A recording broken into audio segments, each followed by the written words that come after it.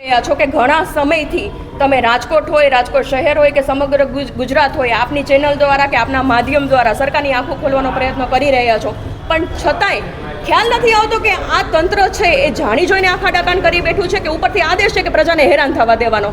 જ્યારે કોઈ અધિકારી રાજકોટની અંદર આવે કે જિલ્લાની અંદર આવે ત્યારે રાતોરાત રસ્તા રિપેર થઈ જાય છે અને એ રસ્તા એટલી હદ સુધી રિપેર થાય છે કે બીજા દિવસે તો પાછું ધોવાણ થઈ જ ગયું હોય. એટલે મને એ વાતનો ખ્યાલ નથી આવતો અત્યારે કે આ તંત્ર પ્રજાનું કામ કરવા માટે બેઠી છે કે ખરેખર ભ્રષ્ટાચાર કરી અને પોતાના ઘર ભરવા બેઠી છે.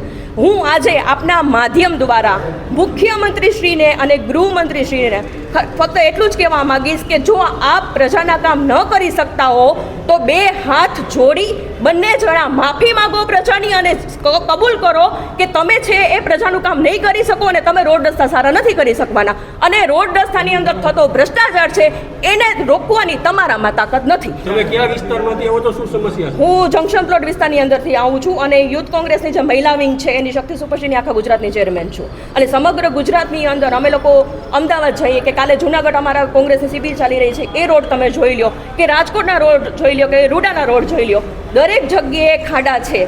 આજે મહિલાઓ પડી રહી છે, બાળકો પડી રહ્યા છે, પણ આ લોકોને કંઈ ખબર જ નથી. બસ એ લોકોને જ્યારે કોઈ રસ્તો જોતો હોય કે એક્સક્યુઝ જોતું હોય ત્યારે એ લોકો કબૂલ તો નથી કરતા કે અમે લોકો ભ્રષ્ટાચાર કરીએ છીએ, પણ એ લોકો માથે હેલ્મેટ ઠોકી બેસાડે. શું કામ એને ભાઈ? કારણ કે તમારા માટે એવડે નથી એટલા માટે ને કે તમે નથી કરી શકતા રસ્તા સારા. ખાસ તો તમારા મુદ્દા કયા છે આજે વિરોધ? આજે અમારો મુદ્દો એ છે કે જો આપ રોડ રસ્તા જે છે લોકોના અને જે લાઇટ અત્યારે રૂડાની અંદર જે અમુક જગ્યાઓ છે એમાં લાઇટ નથી, એ વ્યવસ્થા પૂરી પાડો. અને જો નહીં પૂરી થાય તો આવનારા દિવસોની અંદર યુથ કોંગ્રેસ દ્વારા બહુ મોટું આંદોલન કરવામાં આવશે. તમારું નામ શું છે? વૈશાલી શિંદે. ઓકે.